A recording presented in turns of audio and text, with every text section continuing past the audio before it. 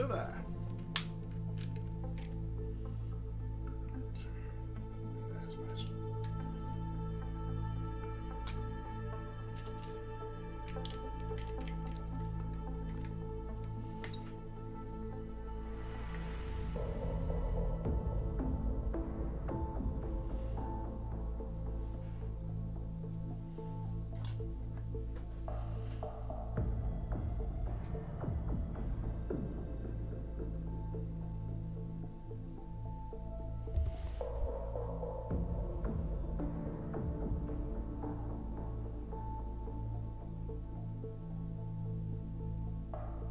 Hey Mike, how you doing?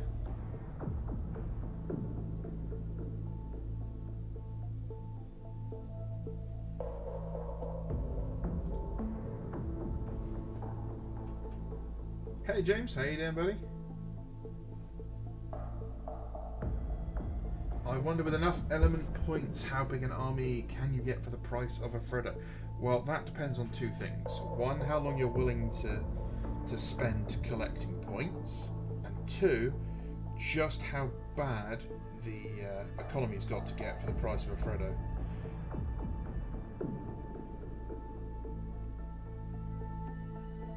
But I think what I've ordered should get me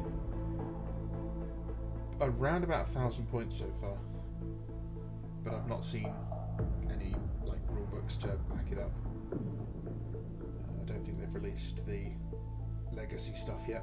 I wouldn't expect to see it until at least next weekend at the absolute earliest.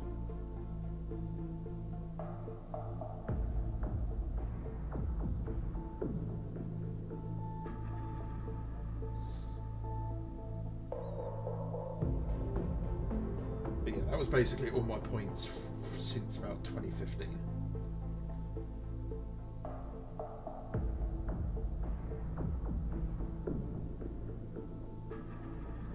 So far, I've not found another website that has anything the same, any other reward system the same as Element. The Outpost will give you reward points for what you spend, but that's it. There's no referral code. There's nothing to give it to other people to help boost their points or anything like that. So that's kind of annoying. Plus, they disappear after a year. If you haven't used them, you lose them.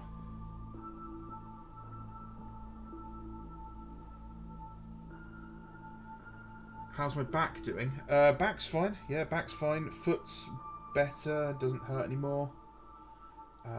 Finger is definitely healed, but still very feels like it's bruised. It's very tight because the skin's still healing around here. It's probably because I've got the microphone out the way. Is that better? Let me just drop the. How's that for the audio? I'll keep the microphone up here though, because otherwise I'll just keep twatting the camera with it.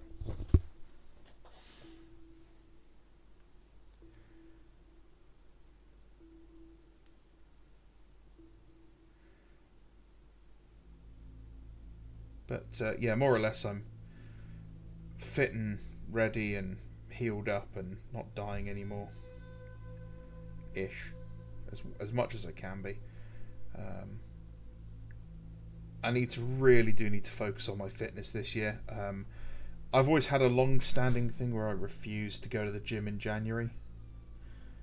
Just because it's flooded with people.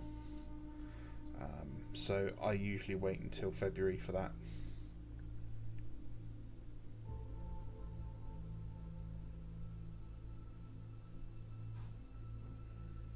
Okay.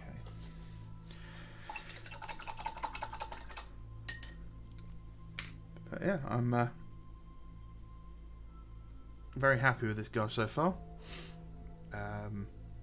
I have started putting together a small World Eaters list. It is an Armoured Fury list.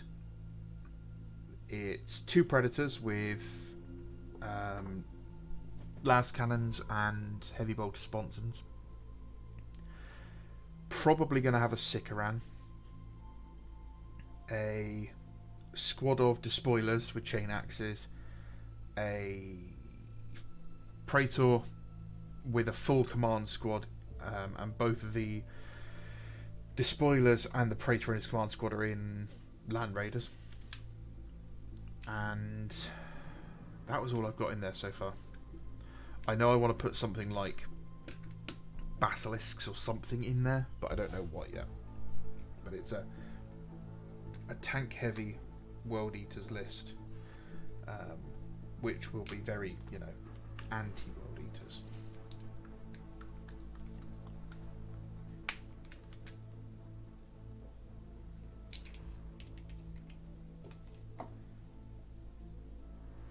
But it just, it joins the list of other projects that I want to work on. I still have my Siege of Terror Death Guard I want to work on. I have the heavy Galvorback force I want to work on.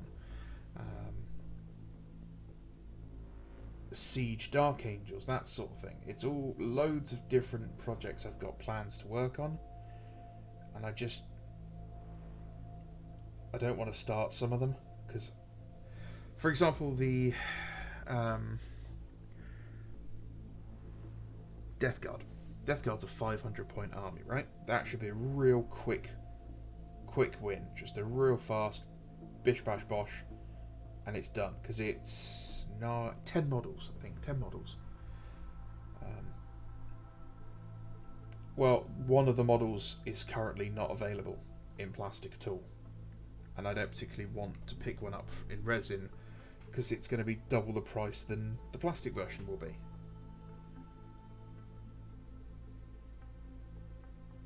So I'm just waiting for that one.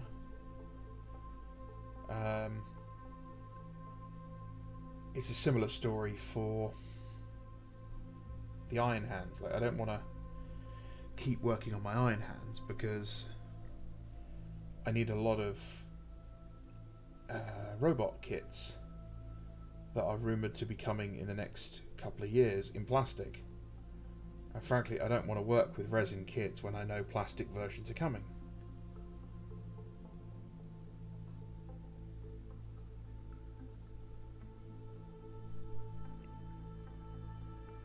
So I just keep plodding along on different projects, sorry.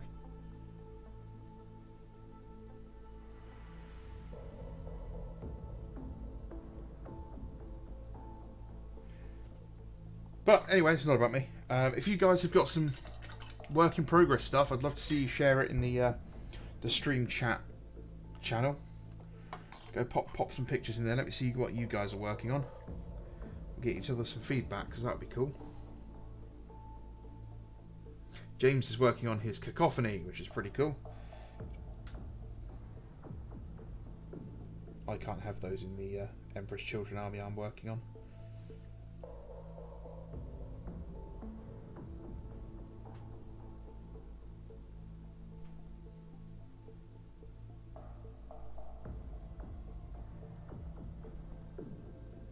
Definitely wish I'd given this. I don't know. The other ones, the yellow came across warmer, and I think it's because I painted it over the red. But it was harder to do. I don't know. These guys will keep going. These won't be getting much more for a while. I'm just going to finish the squad, and then I'll move on to a different Bad War chapter.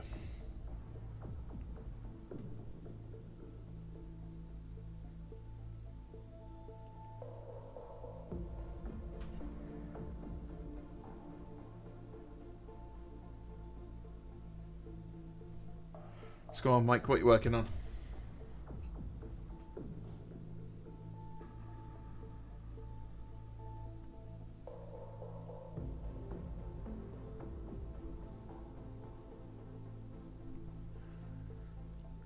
What team am I painting today? They look like classic Minosaurs. These are Howling Griffins. That's what they look like when they're finished.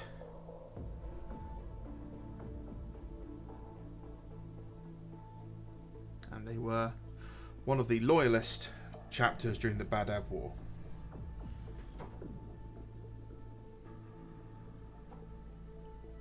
Which takes place about 15 minutes before Bobby G wakes up.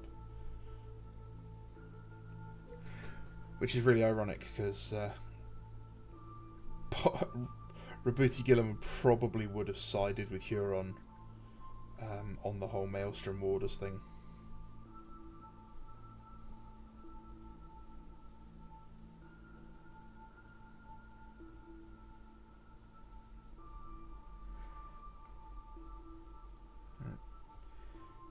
This year I've definitely got to work on my prep work better. I'm noticing that my models are...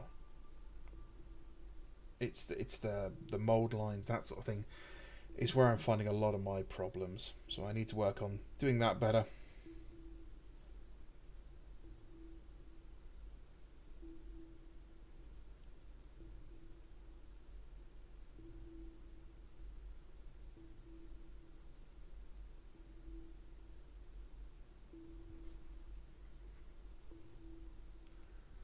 But yes, they're very similar to the classic Minotaur's scheme, which was red and yellow, but that was stripy, not quartered.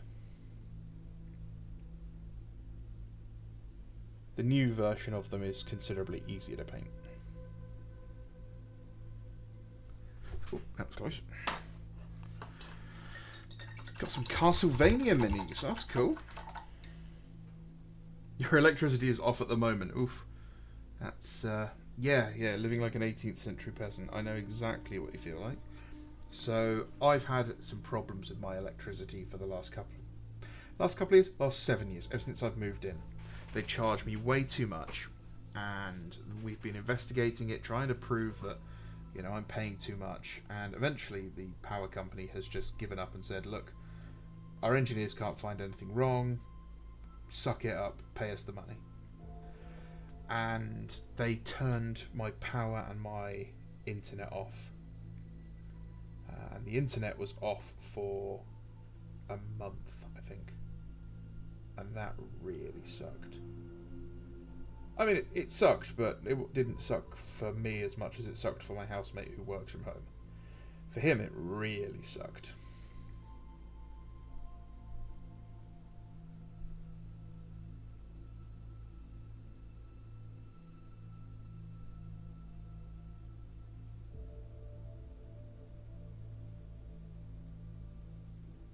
And the reason is I've got a smart meter in. Yeah, they do my internet and my electric all in one bill.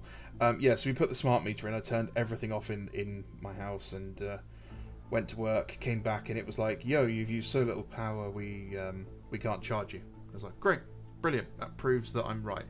So the lady was like, "Let's do it again for another day, just so we can build up a bit of a pattern here." And I'm like, "Yep, that works for me." I do the exact same thing. I turn everything off, go to work, come back, and it says I've used as much power as a small town. Not like just, you know, oh, you've used a lot. I mean like £800 worth of electric in a day. And even that was not enough for them to admit that something was wrong. So, yeah. As soon as that bill's paid off and the backlog of it's paid off, I'll be switching energy providers.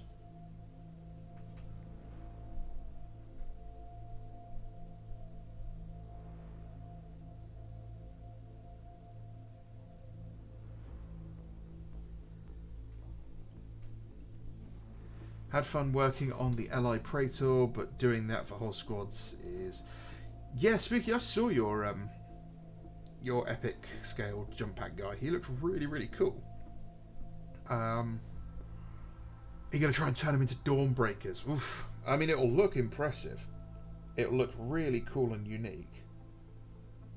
Oh, it's just occurred to me that they're probably going to do things like that in resin, aren't they? Oh, that's filth.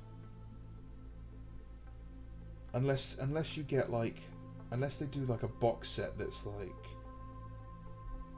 You know, X-Legion, and it's all of the specialist units, the Primarch, the named characters for that Legion. They're going to end up doing boxes of fucking resin models for an obscene amount of money, aren't they? Oh, I'm so glad I didn't buy into Li.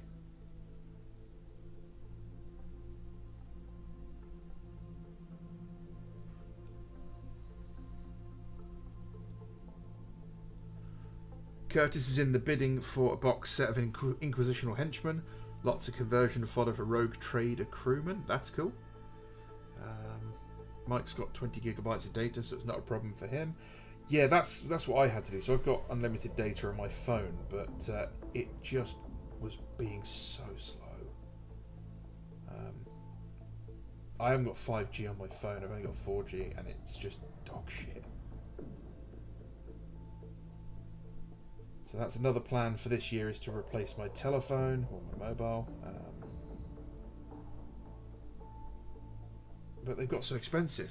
I've got a OnePlus, and when OnePlus came along, they were like, "Why are you paying £1,000 or £900, whatever it was, for a flagship phone when you can get something faster for cheaper?" So they put out phones with specs faster than the top of the line Androids, top of the line iPhones, for like a third of the price. And it was great. Everything was fantastic. And the OnePlus 2 came out. That's the one I got. The first one I ever got. That was really great. And then the 3, then the 4, and all this goes on and so forth. Well, we're on like the 10 now. And it now costs over £1,000. And I really can't justify spending £1,000 on a mobile phone. So is someone stealing electricity from me? We don't know. We really don't know. I'm still trying to figure out what's going on with it. Yeah, I haven't got the money to hire an electrician to come in and test everything, unfortunately.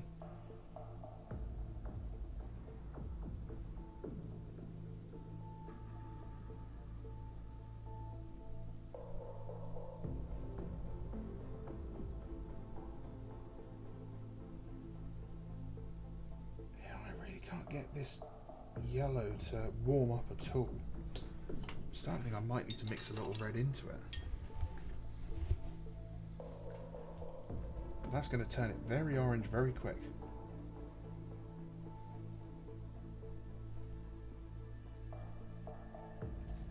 So Curtis, is that the new plastic henchman? Is that what you're after?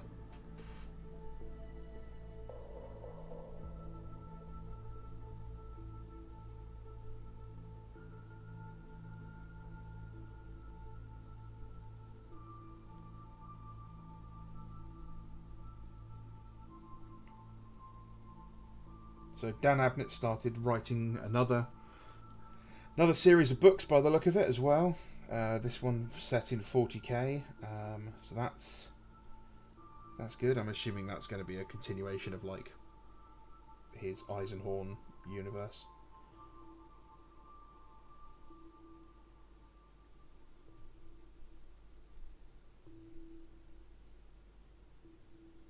I wouldn't mind more of his stuff around the Gaunt's Ghosts. More Sabbath World stuff for different regiments, that'd be good.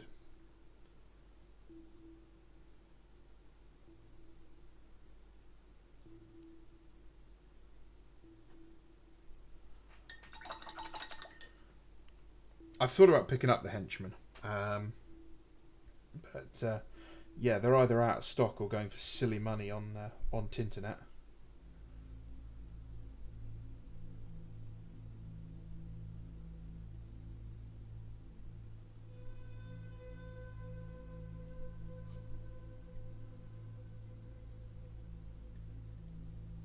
I was going through some of my stacks of old models to strip and everything, and stuff I'd been stripping but I'd only given it the once over, and I found the full Mordheim Witch Hunters band, which is pretty cool. So they're going to get a second dunk in the old isopropanol and then repainted.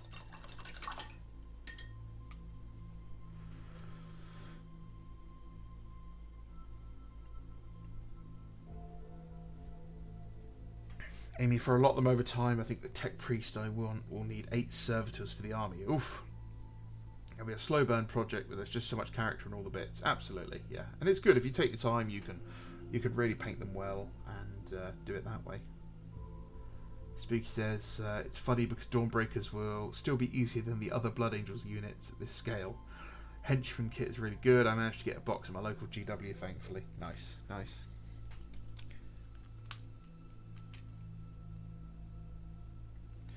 Yeah, I do want some. I will get some eventually. Well, that's close. That was very close. Just mixed an absolutely tiny, a minuscule dot of red into the yellow to see if I can get it to be a bit warmer.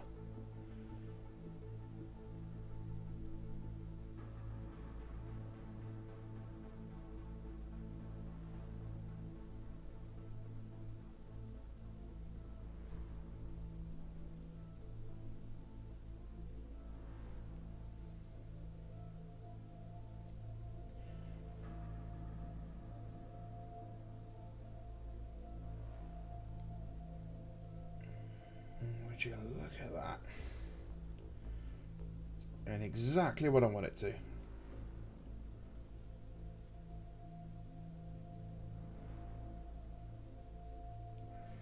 Now, stream won't be a long one tonight, by the way, guys.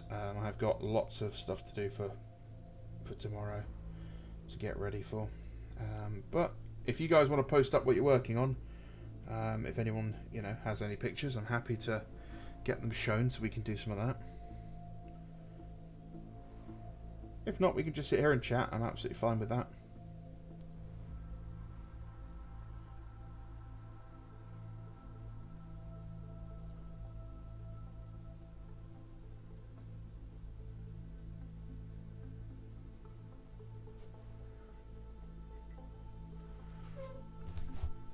So I intend to make some.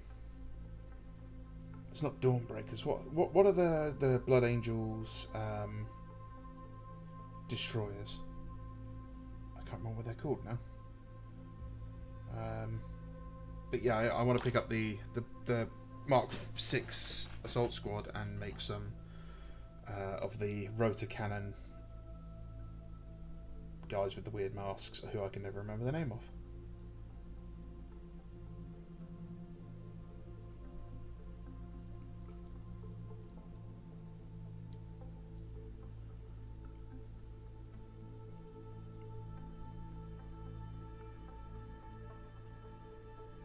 I was right, it did just need a little spot of red in that yellow. Brilliant.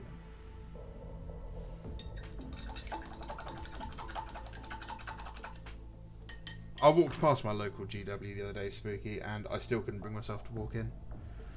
Yes, Curtis, Howling Gruffins. Could not bring myself to walk in. It was, it looked miserable in there.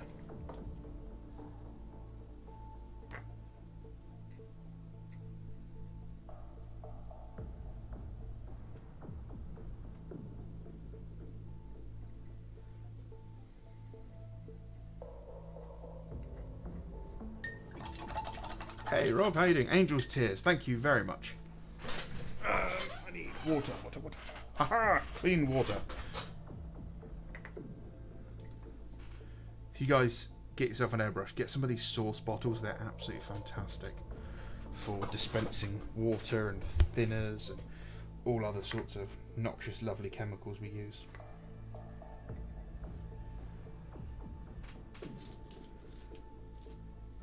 And you can be like me, a complete and utter fluid retarder.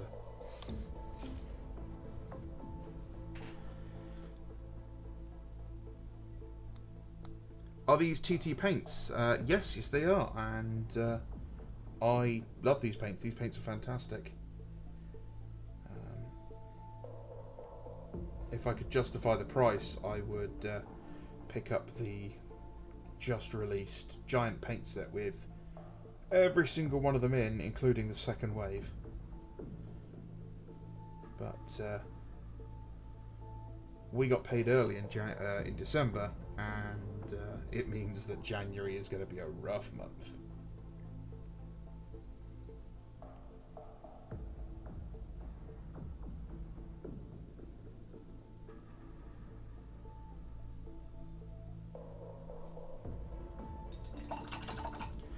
trying to think of a super heavy to add to that World Eaters list. Ugh. Yeah, I've just got a load of yellow paint in my mouth. Well, they certainly taste different. Oh, Spooky's posted a picture. Let's see what we got. We have an Emperor's Children Dreadnought, which is, I'm assuming, is supposed to be the Ancient of Rites, and it's very nice. Obviously, he's not painted, so let's.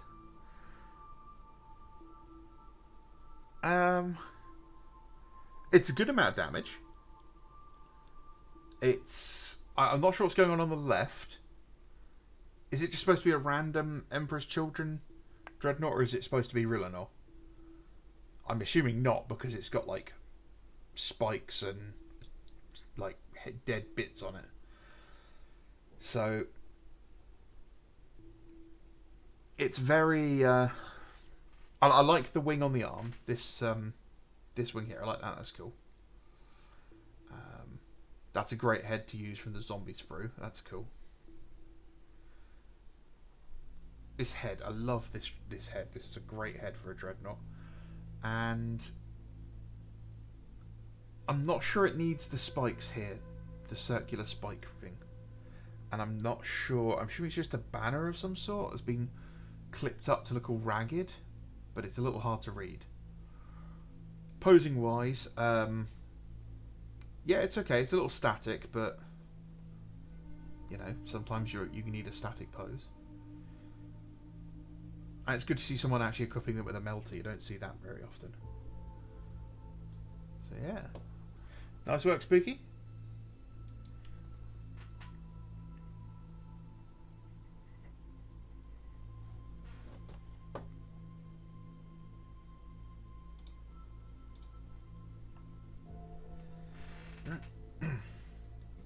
Random Dreadnought. Okay, that's cool. And yeah, if it's Siege of Terror, then yeah, that all makes sense then. So ignore everything I said. Very good. Very good.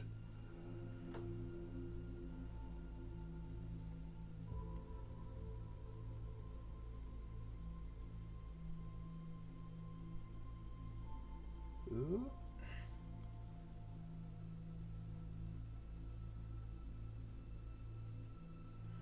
Need to do this chest piece. I can't remember. It does. Yeah, it's alternated. Okay, that's fine.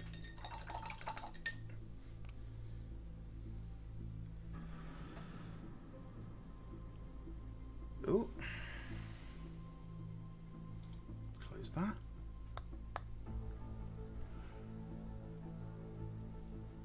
If Curtis found some 3D prints that are amazing for rogue traders' personal armsmen, that's cool. That's cool.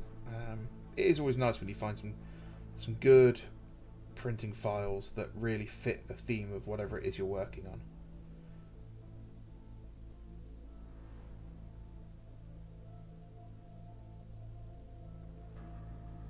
Again, that's something else I want to work on this year, is printing again. I'll need to get my printer up and running, or possibly look at getting a replacement. I don't know yet. Either or.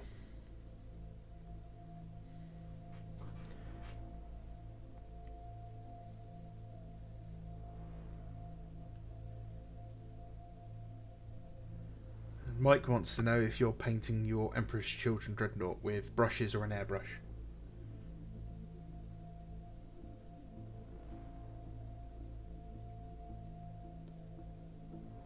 The less time I use a brush, the happier I am. I'll tell you that for nothing.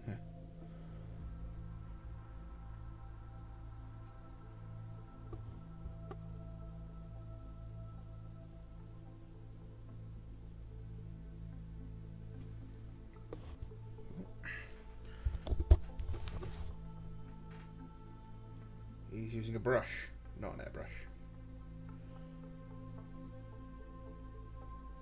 Now, airbrushes are definitely something you should be looking at as a Space Marine collector. Unfortunately, space is usually a limiting factor for most people. Sometimes it's noise as well. But I tell you what, an airbrush has done more for my hobby than any other tool I've ever owned. And if I could go back in time and tell myself to get an airbrush at like, I don't know, 15 years old, whenever I got my first job, oh, I'd probably have so many models.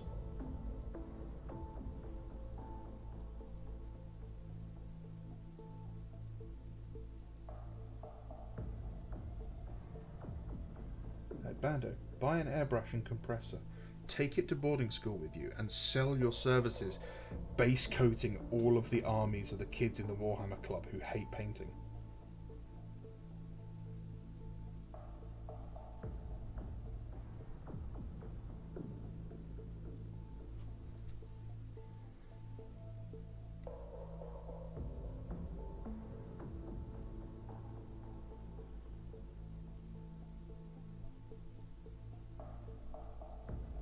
I really should paint these when they're apart. It's getting harder and harder to get in behind things like the backpacks.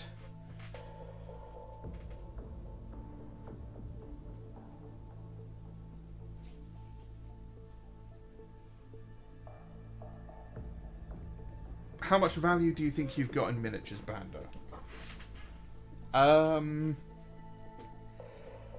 Oof.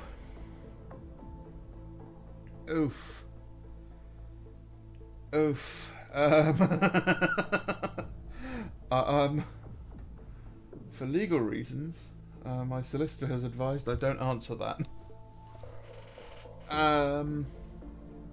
It depends, because it's hard to value them, right? Because I can value them at how much they cost to buy. I can value them at how much they cost retail. I can value them at, I don't know, what they're worth to me. Or I can value them, say, at the perceived value, say, of retail plus how long it's taken me to paint, you know, that sort of thing. A lot of the models I've got, I didn't buy from retail. They were bought second hand, so that's already thrown off by a lot of it. Over $1,000?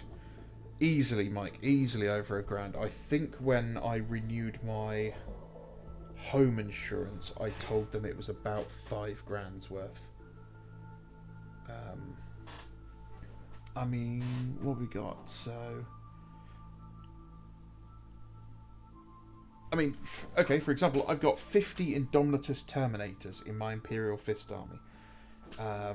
That's 250 quid's worth. Oh, sorry, no. So that's not 250, is it? They're £35 a box. So that's, fuck, I can't even do math anymore. Over £1,000 in Terminators alone at the cost of a new box of Terminators. I've got 3, 4, 5.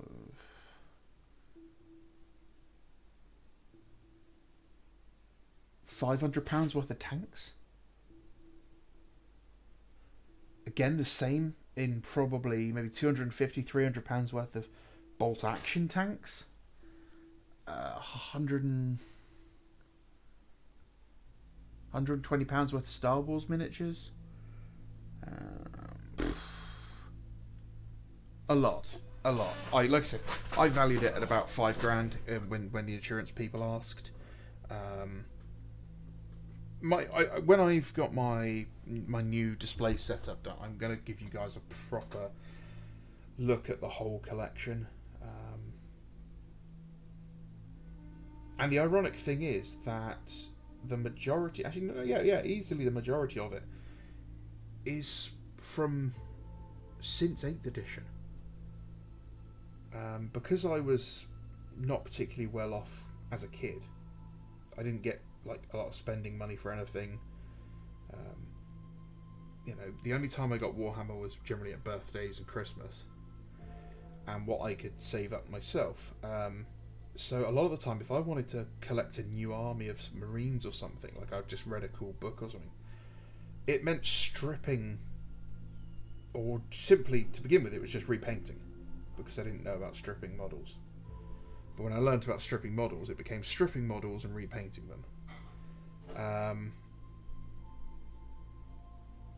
So yeah, it's all mostly stuff I picked up when I got a new job, and then I didn't have that much expenses and like coming my way. So I just started spending a fortune. But again, a lot of it was purchasing. It was purchased in second hand. It was bought in those like value box sets. So it was things like the Betrayal at Calf box set. So I would buy the Betrayal at Calf, which had 150 quid's worth of miniatures in it, and you could get it for £65.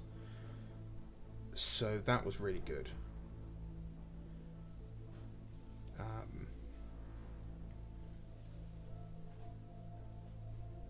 So I don't generally buy like single boxes of miniatures.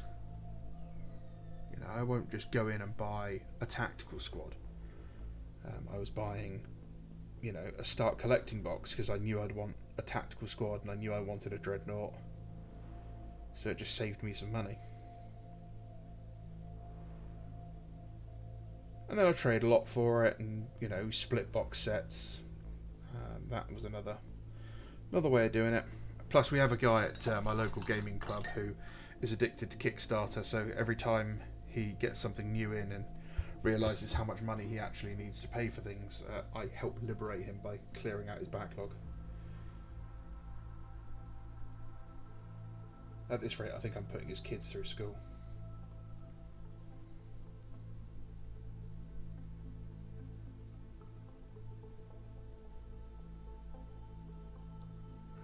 But yeah, I've had a couple of really good trades. I had a friend I used to work with who traded me all of his Warhammer for a Vietnam era holster, because he was really big into like living history for the Vietnam era, and I wasn't going to use it, so there you go. Thank you very much. I'll take 3 Lehman Russes off your hands.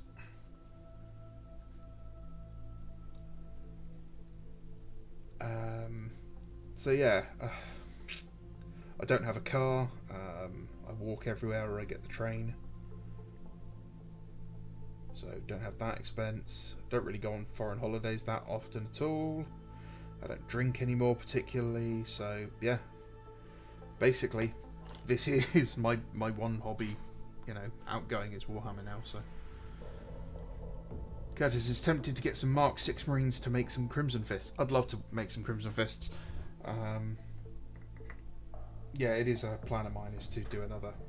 I had a small force of Crimson Fists when I worked at GW, because the Assault and Blackreach came out when I worked at GW, and I got to paint the Marine half for the store as Crimson Fists, and I would like to go back and do that again. But they would obviously be Scouring era Crimson Fists.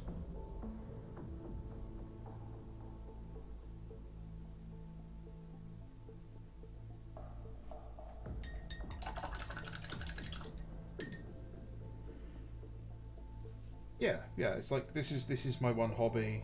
As you see, my one vice. It's not my one vice, trust me. I eat way too much pizza.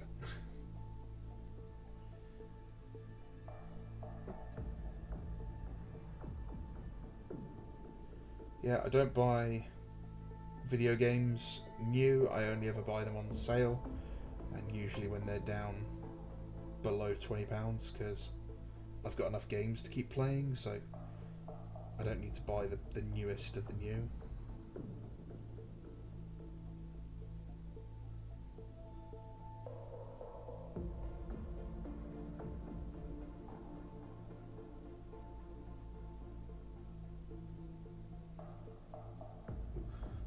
That's not looking too good. Do I think GW will have a renaissance where they get good to work at again? The best thing that could happen to Games Workshop is they get Elon Musked. That is that somebody who has a passion for the company, for the product, for the hobby, comes in and aggressively chases up stock prices and just starts buying up shares until they can effectively commit a hostile takeover. If the company can be taken private again and it is no longer answering to shareholders, then you could in theory see a renaissance at GW where quality and everything else is put ahead of everything. But will that happen? I don't know. We'll see if I ever make enough money to do that.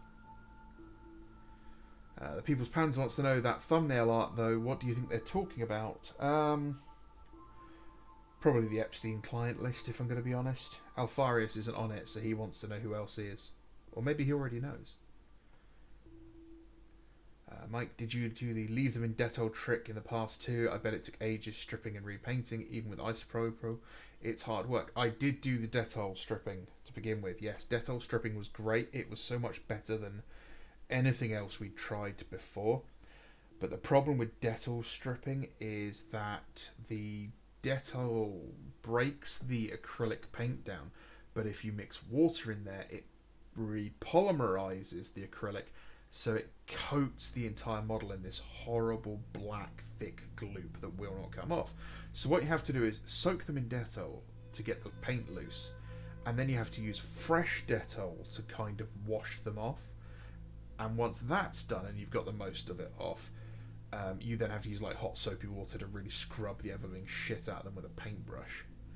Whereas isopropanol, you soak it in there and within about 10 minutes you can use a paintbrush and it starts coming off.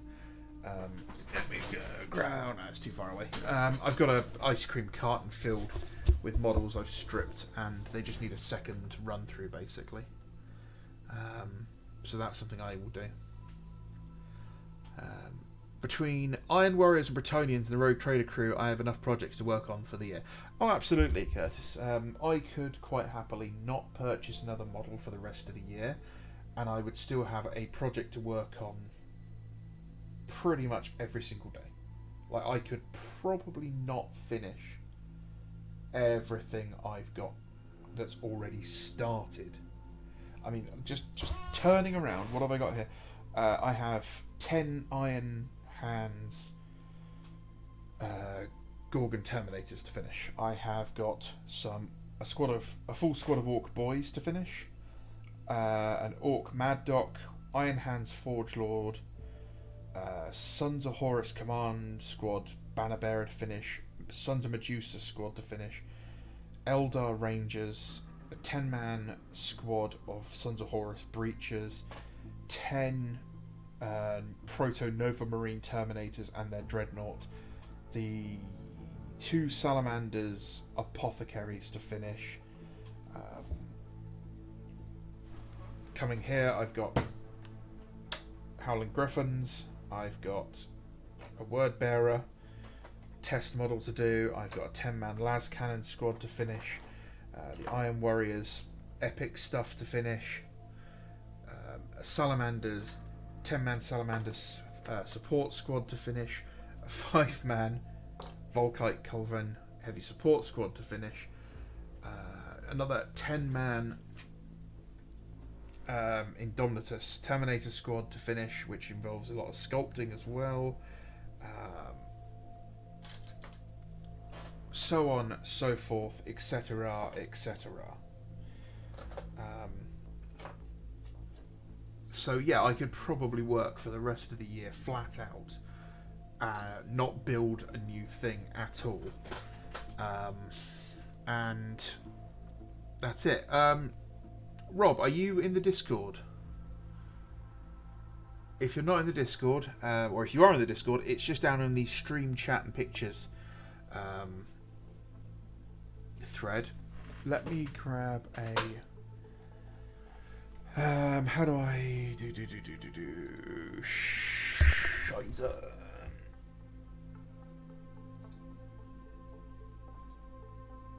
Copy that. Close that. And There you go. That's the link. If you guys aren't in Discord, feel free to jump in.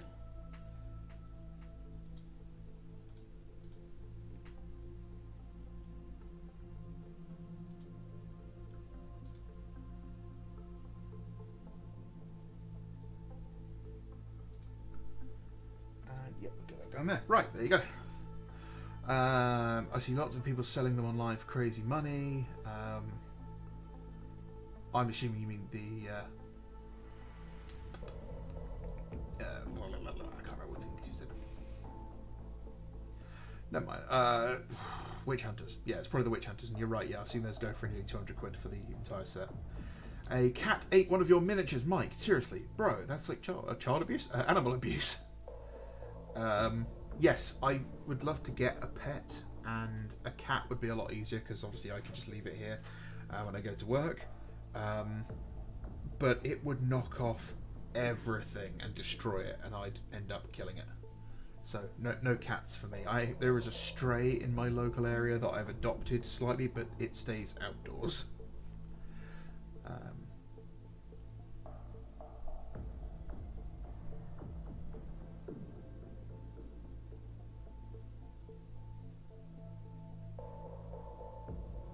Spooky was pricing out an Imperial Fish Dropper Soul army and gave up before adding the drop pods. Bro, it is criminal how expensive some of these armies are. Drop pods should not cost more than £20. I'm sorry, there is like a perceived value level to things. Drop pods are glorified terrain. They really shouldn't. They shouldn't There is gameplay wise, there really shouldn't be any difference between a drop pod and teleporting. It literally just goes, I'm deploying here via drop pod. That's it. So, yeah, they cost way too much for what they are.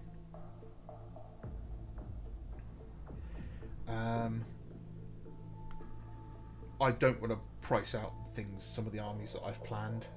There was a 3,000 point flying army that was going to be enough to buy a new car, basically. I mean, the idea is don't buy the army in one lump sum. You buy it unit by unit. You make sure that unit is finished and painted and based and everything before you move on to the next unit. That's the most healthy way of doing it. The downside is that no one wants to do that and they want to start gaming with that straight away. Right. Mr. Man has posted some... I'm not entirely sure. Are they World Eaters? I'm assuming they're World Eaters. They're not... Astral Claws.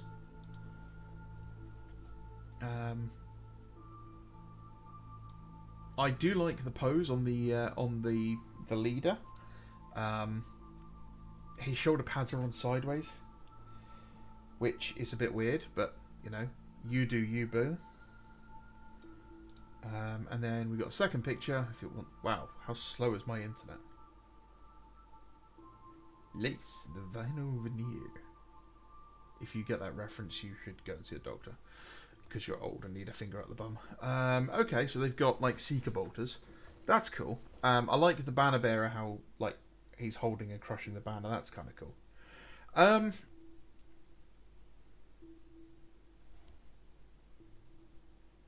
Yeah, I mean they're okay. The paint's a little rough. You may want to look at kind of working on getting a nice smoother coat, unless you know you're going for a more rough stylized look. The posing's really good. The use of the old Berserker shoulder pads is kind of nice. The use of like the Berserker helmet at the back's pretty cool. And I'm assuming these are Tortuga Bay bodies. They look very big and chunky. No, they're not Tortuga. They're printed, but I can't remember the name of the guy because I've just recognised the Praetor's body. That doesn't matter. But yeah, no, they look good. Thin your paint slightly, I think. And yeah, no, I mean, as a work in progress shot, they look fine. Just try and get... you want to do another coat of gold on that easily. Get that a bit... Thin your paints a little bit. and try and be a bit neater on that gold. But yeah, they look good for, you know, as a workhorse, getting the colours down where they're supposed to be. So yeah. Oh, you're welcome, Rob. Discord's great. It's just a chat thing. You know, lots of people do. What do drop pods do? Well, they drop a squad of guys into battle, but then they basically slap down a model that's the size of a CD, and it has either a stormbolt or some missiles inside it, which it never used to have. It used to just be a literal, like, it's dropped down here and you guys get out of it. But it did block line of sight, which is fine, but it's a glorified block. It shouldn't cost it shouldn't cost as much as like a Predator does. And we know Games Workshop bases their prices on things as by the rules, not by actual, you know, the cost of the materials. You also got to get rid of middle management. From the stories I've heard, a lot of folks in training and middle management are on power trips. Abso-frackin-lutely. Games Workshop would need restructuring from the ground up, or more accurately, from the ceiling down. You kind of need to... Mac has covered this in one of his videos in the Outer Circle, where basically he would remove all of the sales targets for his retail side of the business. Absolutely great idea. But the metrics basically is attendance. So your job to begin with would be to post on your social media, because Games Workshop used to have social media accounts for all of their stores. You'd go onto Facebook and you'd have Games Workshop Reading, Games Workshop Portsmouth, Games Workshop Scunthorpe, you know, these sorts of things. And they'd be posting what they were doing. And you want that back. And the idea that Macca had was that your KPI, your key, you know, performance indicator, was posting one picture a month of an event where the shop is full. And it doesn't matter if it's gaming, if it's playing, if it's anything that just fills your shop with people. And I think that'd be really important. I think that's a great idea for your stores, is build up that community. Because I know guys who met through Games Workshop. In fact, I went to the pub for the first time in quite some time this Friday that's just been, and ran into one of the guys who I used to work with at Games Workshop. And it reminded me just how many people I know as friends through Games Workshop. And these people I know have friends who they met through Games Workshop who are still 30 years on lifelong friends. So getting that Veterans Night back, you know, Thursday evening from like 6 o'clock, it became Veterans Night. You booked out a table, you went in, you did gaming, the painting table was open so you could sit down and paint there. And realistically, like, getting that community back in is really important, because once you've done that, once you've got your community in place, they'll keep playing. They'll keep playing the game, even if your store isn't there. They'll play at home. They'll buy their own models. They'll, you know, a lot of them will get their kids involved in the hobby in some way, shape, or form. They'll get friends involved and all that. So yeah, you build up the community and go from there. Once you've not got shareholders demanding constant and never-ending profit increases, it frees you up as a business to chase down artistic integrity, to try things like, you know, try things that maybe they wouldn't be profitable, or they would, you know, they'd be barely profitable. You know, for example, games like Gorka Morka. I don't think GW would ever do Gorka Morka at the moment, simply because there isn't enough focus on orcs. They don't have a big enough return on investments. But those people who like them would absolutely adore Gorka Morka to come back. So, because who the fuck wants to play orcs? You know, and why would you ever build a game that revolves around kit bashing models? Nah, not at all. Wouldn't want it. But then, if you're doing it as passion, you don't have to worry about that. As long as it covers its costs, sort of thing, it's not a problem. Oh, we've had another post. Let's go have a quick look-see and see what we've got.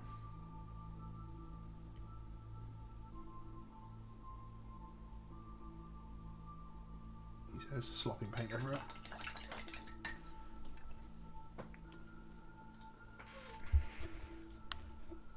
Oh, it's another post by Mr. Man. Yeah, I like that. That looks cool. Mark II Marines are always, you know, pretty cool.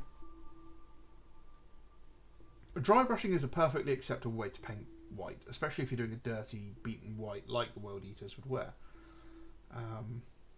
Lots of people are afraid of dry brushing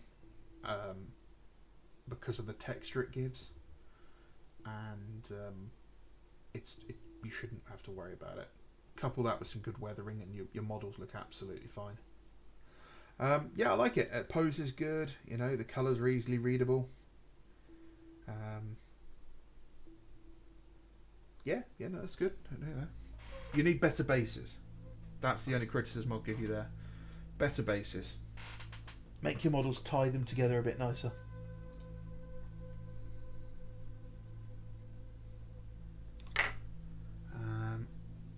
Jimmy Russell says iguana. Okay.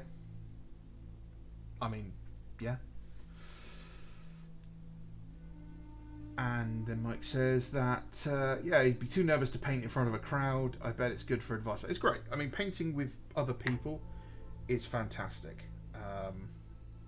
You will never learn quite as well as you will with other painters who are better than you. You'll realise there's stuff you've been doing wrong unintentionally, and they will help you learn. Like, I realised that I was massively over thinning my paints,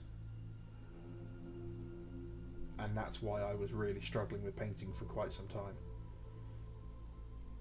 I still do it from time to time because I like working with thin paints, but yeah, that, you know, the guy there taught me the best way of actually painting sometimes is not to thin your paints.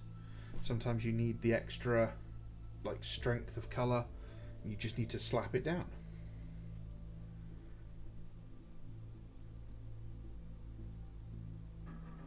So yeah, I think that would be really important. It would be getting the sense of community back. What I would do at GW if I ran that as well. Ooh, killing everything. One of the things I'd do, and this is going to be kind of controversial because it may not be popular, but I'd drop the price of all the Xenos armies. Every non-Marine army would be cheaper than Marines. So, for example, you've got a box of Intercessors that's £35, right? Well, I'd like to get that lower, but let's say I can't drop the price on those. I would keep them at £35. Your Eldar Guardians would be £25.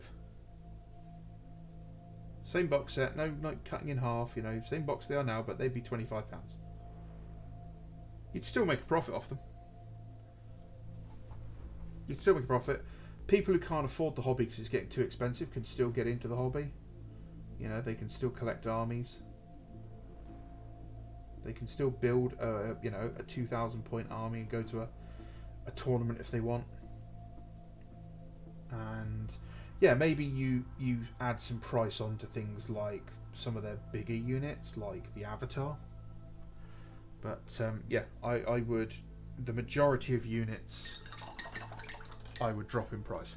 For example, have I got a Primaris model? No, we'll just use a Terminator. So this is 2 random characters, right? The Space Marine one is considerably larger than the Eldar one. Realistically, these should not cost the same amount of money. Especially when this one is considerably older than, say, this brand new Terminator character that's just come out. Also, the other thing I would do is, as a kit gets older, it wouldn't just keep getting price increases. Dedicated transports would be cheaper, drop pods would be cheaper,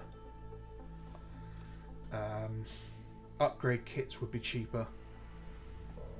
I'd like to, like, if I was in charge, upgrade kits would be priced at a point which would make it so that buying upgrade kits is just a natural and almost like instinctive add to cart. It's not one of those things where you go like, oh, maybe I can buy one and just spread it out across my army. No, it'll be like, yeah, I've got no problem buying an upgrade kit for every single tactical squad I have. I'd also look at doing upgrade kits for the Orcs, for their different clans. I'd do upgrade kits for the Eldar, for the different craft worlds. And upgrade kits for, what are they called? The Imperial Guard. Now, the upgrade kits for the Imperial Guard would be interesting because they would be unit sort of independent. So you can't just do like, here's a Talon, Desert Raider upgrade kit, because there's too much difference between Acadian and the Talon Desert Raiders.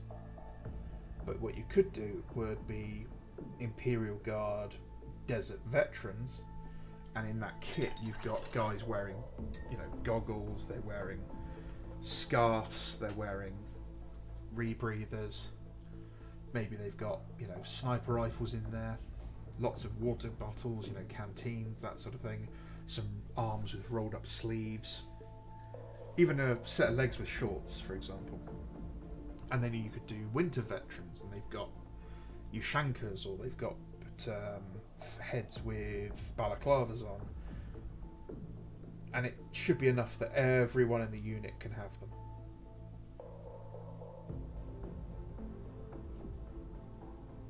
That doesn't mean I wouldn't be looking at doing those regiments either.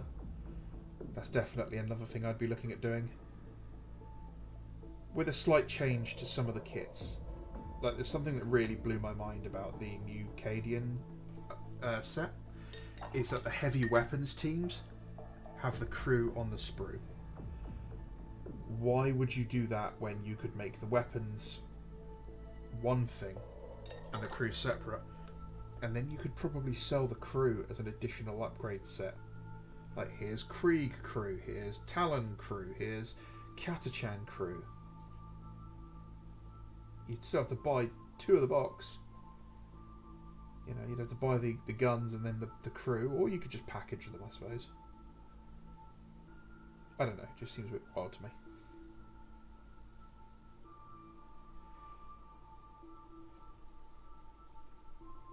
Look at Imperial Fist Armory Servitor. I am sick and tired of painting yellow.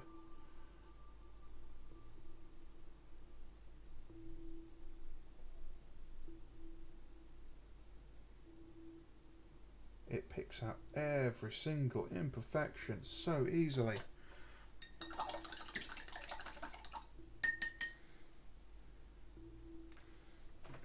Taking a break from yellow and painting green.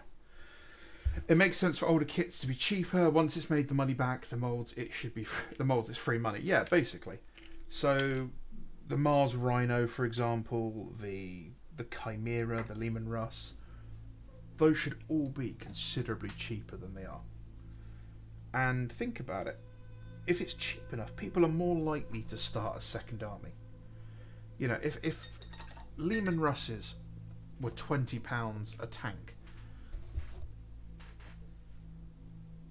an armoured company army is closer to £100 than it is, say, £200 at that point.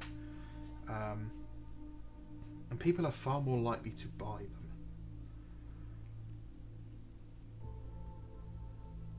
Like, I've seen recast stuff that's cost more than GW does, which is ironic, for older models. But yeah, I've got some Katachan models somewhere. I used a lot of the parts to make my what are they called? Imperial Guard that I worked on for a while. I mixed Katachan parts with the Cadian Hazardous Environment squads, so they got all the protective gear but big muscly arms. Katachans should be getting a range refresh next edition, from what I hear.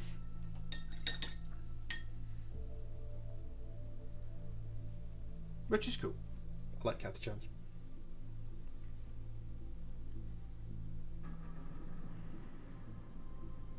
So yeah, but you want to get the prices down. I wouldn't put a price cut in place straight off the bat. What I would do is I'd make a Warcom post about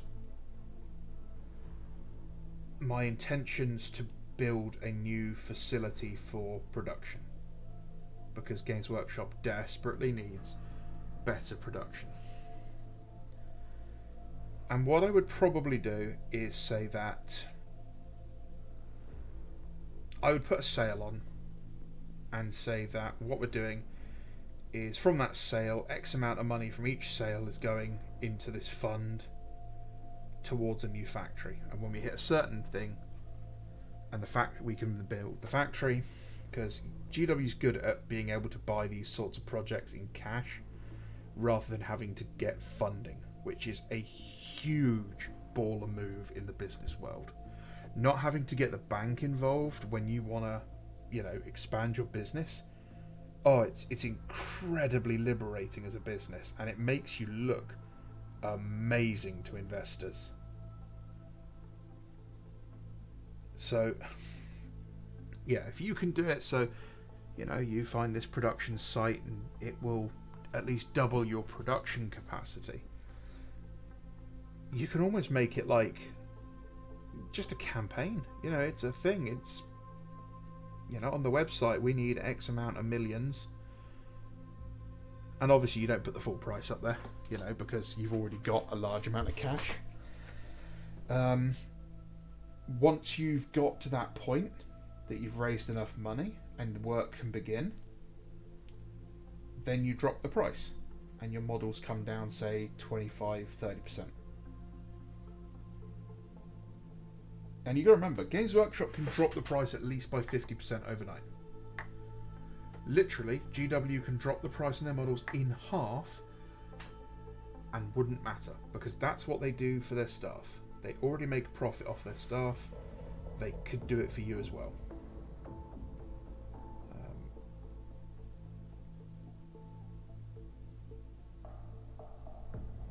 But yeah, drop the prices 20-30%. Make sure that is also passed on to your third-party retailers. This is one of the major things that they need to do, is repair the relationship with their third-party retailers. It doesn't matter that people are buying from third-party retailers, so you're making less money. They're still buying your product.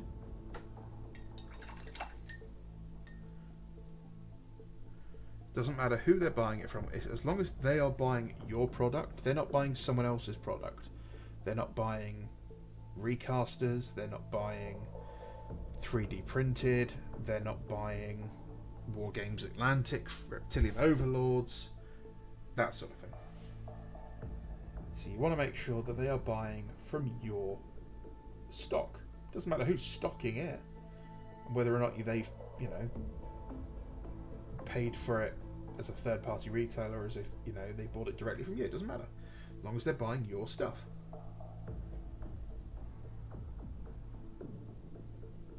So yeah, you need to repair the relationship with the third-party retailers. Make sure that they get the stock they need. Another big change is I would change how the pre-orders are handled. Pre-ordering should be pre-ordering to let you know how much capacity you need to assign to the production.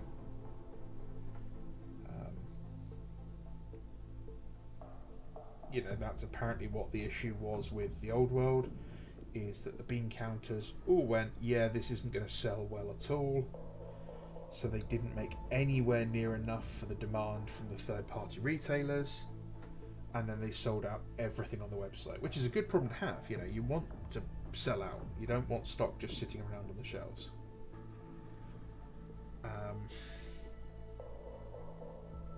I would possibly look at building a production site in Australia, depending on whether or not that is financially viable.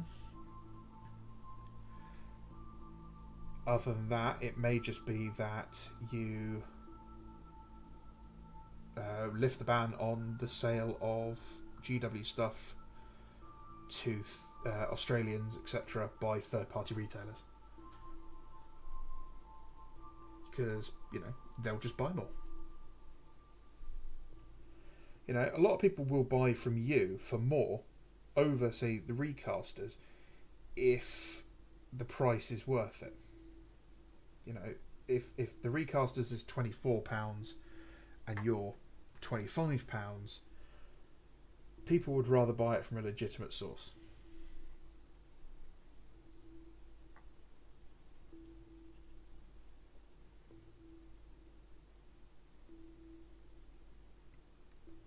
But yeah, do some good work to build up the goodwill with the Australians again and the Kiwis. Drop the prices down. Make sure you knock that 20% off for the UK taxes.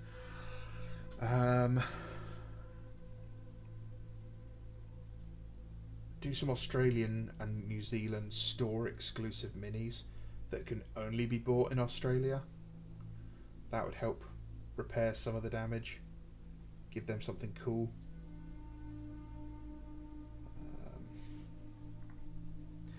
Another thing I would do is any store exclusive, any event exclusive limited edition models once a year would all be available on the website.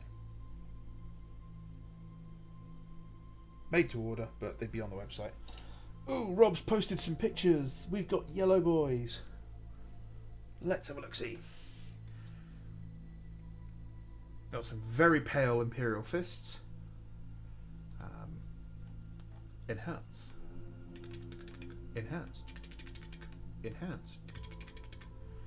I like them. They're very pale. You don't see that sort of tone of yellow that often, but I do like it. The decal works really good. I like that. You know, they've got their decals on showing lots of sort of scroll markings and stuff. This guy's shoulder pad's the wrong way round. Classic Mark IV heavy bolter as well. That's cool. Yeah, they look good. Nice weathering, nice and dusty. They blend into their bases pretty well. So yeah, those are pretty nice. But that's not the only picture he's posted, because we've also got this one. Looks like an airbrush work, so that's cool. Nice bit of masking, good decal work. The metallics are really nice. The skin's a little flat. And you could do with a little bit more contrast, just a little bit more contrast in some of the edges. The tracks are phenomenal. I really like the tracks. They've done really well. Yeah, and a good balance between black and yellow as well. The weathering around there looks really good, especially on the exhaust pipes. Yeah. Other than the skin, no notes. So, nice one, Rob. That's really good. The more yellow is a crap. I get that, buddy. I get that a lot. It doesn't matter. One of the green inks I've got comes off really, really blue. It's the same colour as Cabalite green in real life, but when I sprayed these guys, they look like Alpha Legion on camera.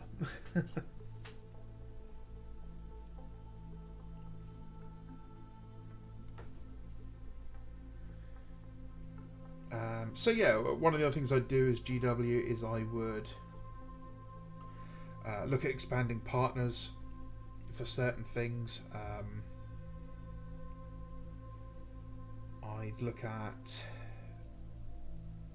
I'd bring the YouTube channel back in a big way. Warhammer Plus would probably be shuttered, if I'm going to be honest, and everything on it would be moved to the YouTube channel. The ironic thing is, GW would probably be making about the same amount of money just through YouTube. Just through like the ad revenue, because they'd get huge amounts of views, huge amounts of subscribers. Yeah, I'd be partnering a lot with more community members, getting out like the big names in the painting world.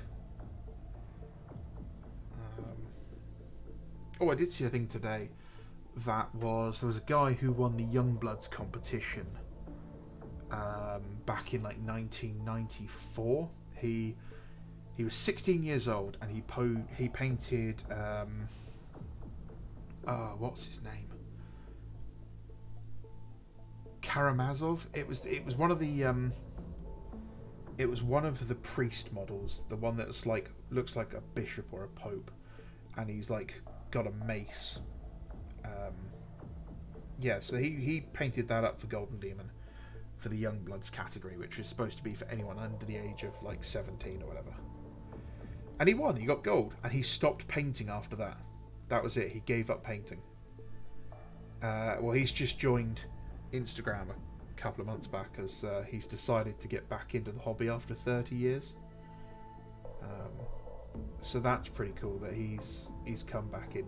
He had loads of photos of his work in White Dwarf when he was a kid, because he won the Youngbloods competition. So that's kind of cool. I'd let the animation stuff go. I'd let Amazon handle all that. Don't need to do it anywhere else. Don't need it on thingy. But what I would do is I'd encourage third parties, like fans, to do their own animation stuff, and I'd probably hold an award thing for it at Warhammer Fest, and it would be you guys get to vote on your favourite, or what you think is the best fan animation for Warhammer, and then the winner would get hosted on the official YouTube channel, that sort of thing. And you'd probably do something like, they'd get a prize for it. But yeah, you let fans do your free marketing for you.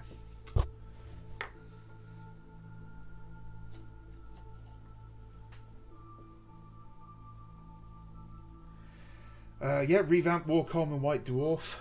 Spot on, James. Yeah, White Dwarf would become more of like a hobby article kind of magazine, like it used to be, like about kit bashing. It used to be about building terrain. It was about building, armies, that sort of thing. Putting rules in there and showing people doing wacky and wild things in the hobby. And that's what I try and push it back to being.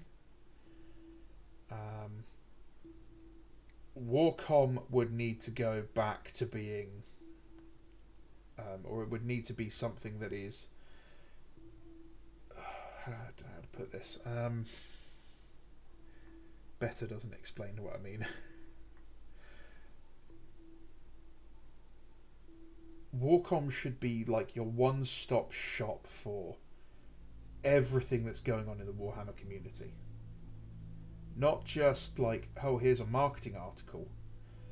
It should be coverage of events. It should be in-depth reviews of products through partners. It should be links to articles of, painting guides and that sort of thing. You've got people like Ninja and Sam Lanes and all that. Get them doing stuff for you. Pay them and say, hey, we will pay you to do a series of videos on beginning beginner painting. Do like 5 videos on, painting a Space Marine for an absolute beginner. Limit yourself to using the paints from this paint set, and really do something that's aimed at kids. And then that's your link. That's on Warcom. It's, hey, here's a guide by world famous painter whoever. It's that way you don't need to have them on staff effectively. And I know that sounds a bit harsh, but you've got basically celebrities in this field that are going unused.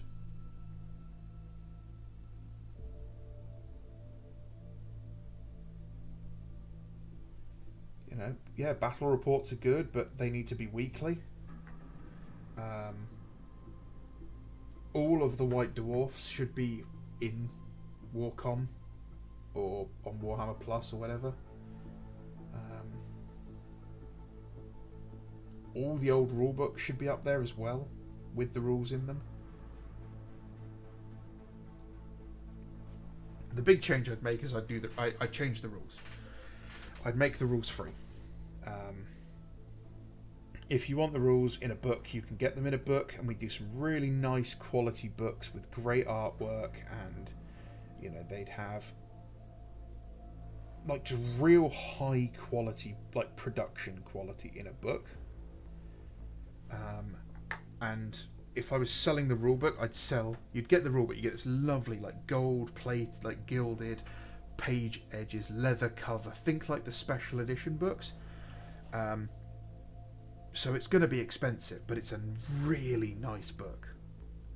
And then you'd also get a small like A5 softback travel one, which is just the rules, for you actually wanting to flick through when you're playing your games. But the rules would be free, and the codexes would transition into being like your one-stop shop for everything to know about your faction. So all of the stuff about the different heraldry they wear, the painting guides, the modelling guides, studio armies, conversion ideas, short stories, a list of all the novels that at that point they appear in, that sort of thing.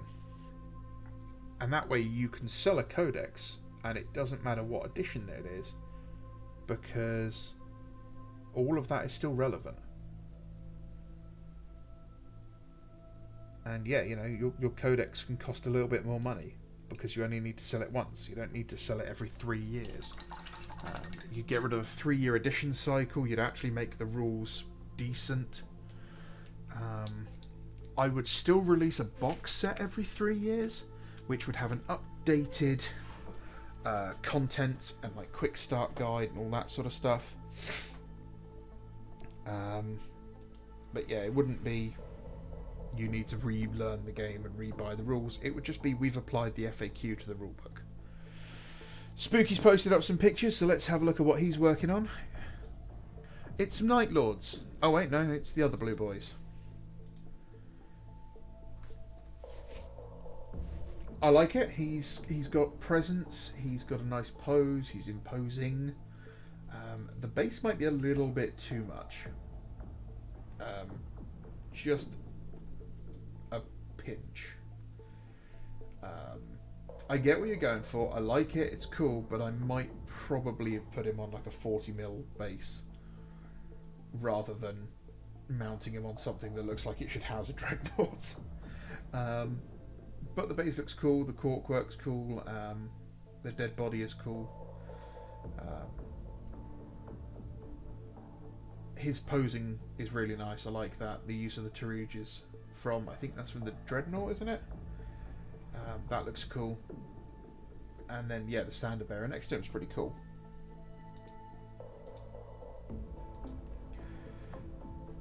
Nice, good dynamic posing. Interesting basing. Ooh, I like this guy. That's nice. That's very nice. Dirty Primaris weapon, but we'll allow it this time. You might want to do something with that. Maybe drill all the way through, so that actually looks like a bullet hole or something. Um, good mix of parts, really nice. Yeah, no, I like that. That's a cool, cool looking model.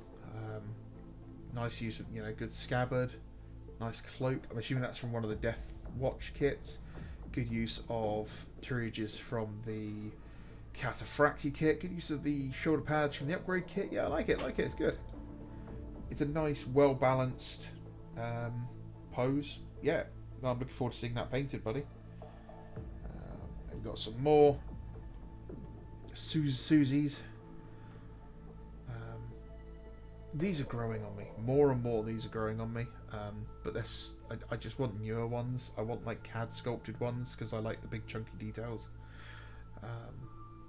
But yeah, these are good. I like these. Let's have a look at the big shot with everyone together. I'm still thinking that base is just a tad too big.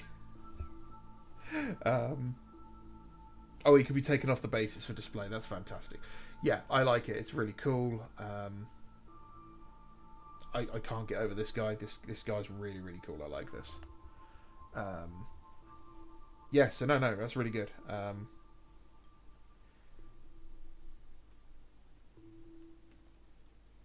Yeah, no, that's all pretty tits, as they would say. Dr. No, I'm looking forward to playing Old World, but my GW store, the only place I can play. The tables are too small to play, so we're doing a Tale of Gamers, which is a shame. Same with 30k. Okay, well, how do you beat that? So what you want to get your hands on there, Doc, is some of those like fold away tables that you probably would have seen at like school or something. The ones that are like metal rims and then the legs fold up underneath them. You get 2 of those put together and then get like a nice thin, or actually a medium thickness green wool blanket, right? And you put that over the top. That's a 6x4 board, and it packs away into the space of like a cupboard somewhere. You look at places like I used to play with as a Canadian guy used to run his own shop. His name was Mr. Lee's Miniatures, and he used to be a regular at my local, and I used to play bolt action at his, and we literally would just set up the table in his garage. We'd put the car went out in the driveway, and we played in the garage. I'm actually trying to build a proper fold away table, but I think I'm overcomplicating it a bit. But yeah, like those fold away tables, I'm sure I can. Let's see if I can.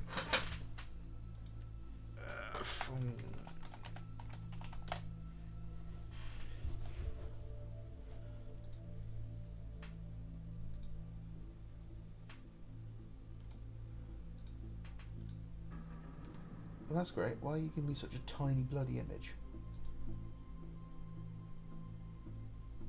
That's the one. Yeah, if you can find something like that, 2 of those next to each other is a 6 foot by 4 foot table easily, with space to spare.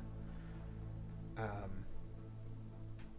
think you can do 3 foot by 3 foot on just one, but you might need that. I can't remember if we played X-Wing on one. But the legs fold up underneath it, so it's just a flat square. You can pack that away really easy. Throw a wool blanket over the top, that's your grass. You get a tan blanket, that's desert. You get a grey blanket, and that's a city. And then it's just whatever terrain and scenery you want to use.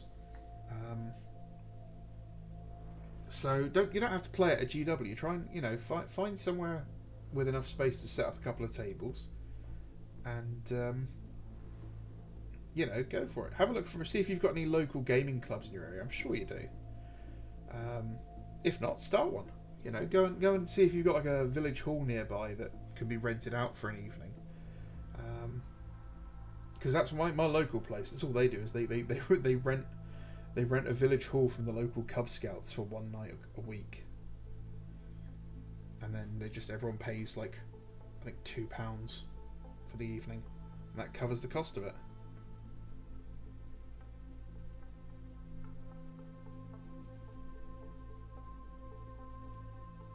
Or you learn to play really small games, like 500-point games, which is what I like doing.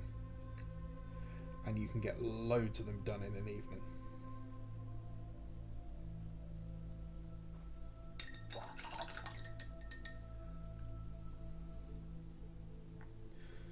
Right, what time we got? Ooh, 8:45. Yes, I'm going to have to drop off probably very soon, guys.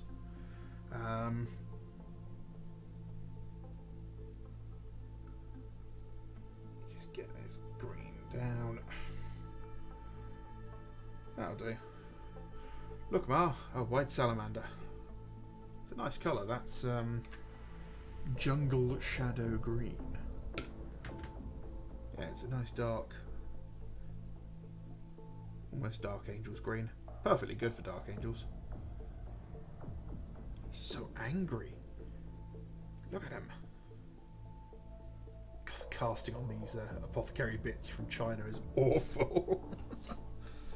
I'm looking forward to seeing what we get in this command squad. We're LVO coming up soon as well, which means we should probably be seeing, I'm assuming, what we'll see is the Solar Auxilia stuff and maybe the command squad. I can't imagine they'll do a heresy expose, you know, without showing off at least one Marine miniature. Maybe we'll get to see Shadrach Medusan, because he is rumoured to be coming out quite soon as well, which is cool. You know, as an Iron Hands collector, I'd like to see more Iron Hands models. So yeah, but yeah, Doctor, you can definitely play smaller games of the old world. Have a look at them. You know, look at doing 500-point games. They can be quite fun.